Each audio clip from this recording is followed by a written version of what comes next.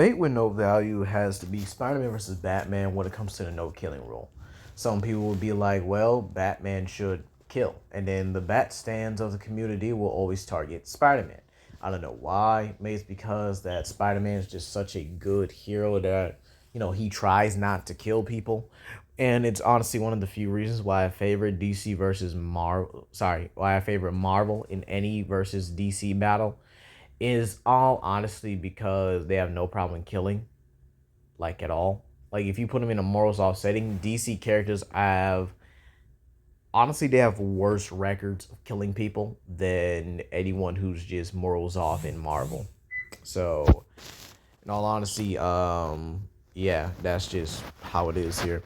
Now, in terms of why Batman doesn't kill here, it's because he thinks nobody will learn a lesson and they don't have the time to change, which is admirable. And in all honesty, we're not saying Batman should kill everyone. But there's also the sheer fact that if Batman thinks he kills again. This means Batman has no self-control over himself at all. This means once he kills someone, he's going to be a murderer. Now, another argument some people have is that Batman, when he kills, is going to become the Batman who laughs, which again is a very dumb thing in my opinion, because here's the thing. The Batman Who Laughs happened because Batman was hit with the Joker gas. All right? Was infected with a powerful Joker gas that would have Batman basically have the mindset of the Joker. Basically combining their insanity plus the insanity of Joker and the intelligence of Batman. So obviously that's what will happen, right? But yet we know Batman has in mainstream comics has a cure for the Joker toxin and would have taken it immediately when sprayed with it. So again, it's really no different. So honestly, I don't think that Joker is safe in alien reality from, getting his neck snapped by anyone. Plus, if anyone killed the Joker, wouldn't they just become the Joker? Yeah. There's also Victor Zsasz, who was another serial killer to the point where he has everyone who he kills, on his body. He literally marks himself with every kill he has. And yet, for some reason, he's still locked up in an asylum. Really? Poison Ivy is literally a genocidal maniac. An eco-terrorist, yeah. You could say she's an eco-terrorist, but again, she's willing to kill everybody on Earth just so plants can have a chance. Really, Ivy? Really? So in all honesty, he should have a lot more ways to kill people. Now, let's talk about when Spider-Man kills people. Spider-Man actually has killed people before.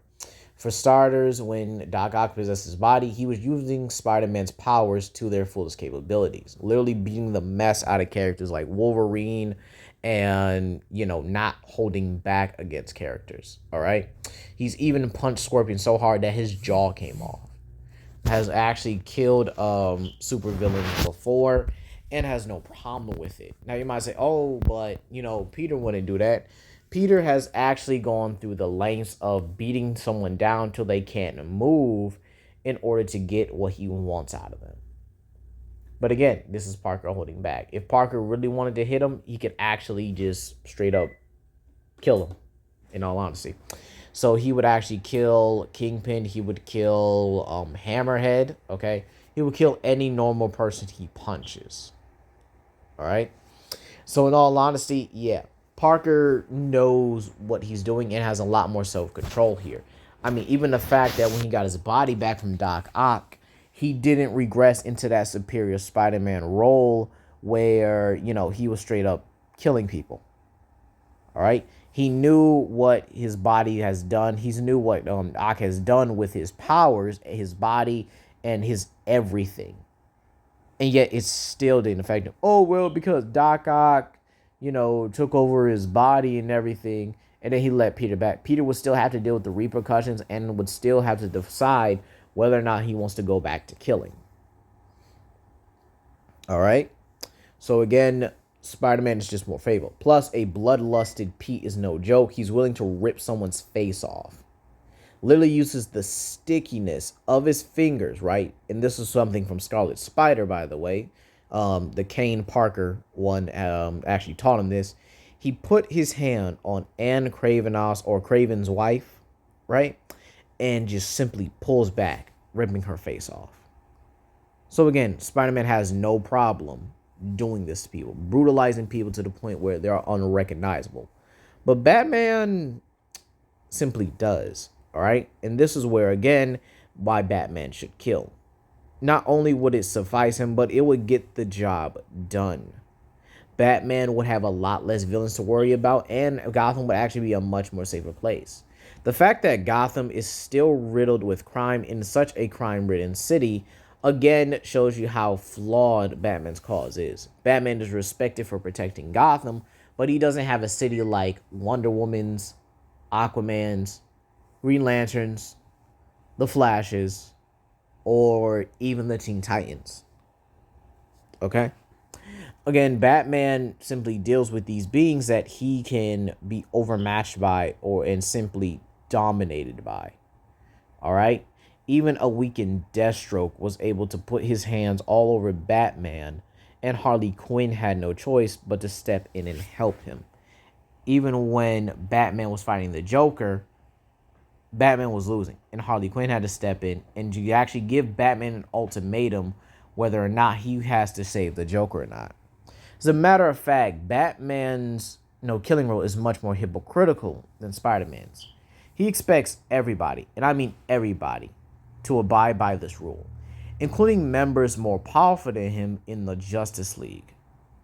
All right? This includes everyone like Superman. If Superman was to kill somebody, this dude would have kryptonite all over him within the next 24 hours. Or at least the next 5 seconds. All right? The sheer fact that Batman will actually have more contingency plans for his own allies than supervillains shows you how hypocritical he is.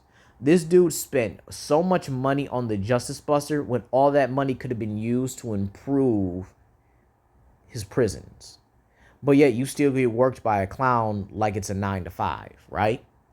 Yeah, I just don't understand this aspect of Batman versus Spider-Man when it comes to the no killing rule. Spider-Man doesn't make contingency plans to take down his allies. He'll try to reason with them, and if that doesn't work, he'll start fighting with them. He's done it with characters like Luke Cage, done it with the Avengers, okay, when they were possessed. And he knew they were possessed, I think, by Doc Ock's probes, right? And he still was able to, hold back against them and actually win the fight. Meanwhile, a Joker-possessed Justice League was terrorizing, everything so bad that Batman had the JL Buster immediately. No reasoning with him, no cure for the Joker toxin like he normally has. This dude immediately went for their weaknesses. Trapped Wonder Woman in an illusion where she thought she killed him, right? Had a Batarang for Flash. I think what drained the Speed Force. Dehydration for Aquaman. I think he also had an EMP for Cyborg.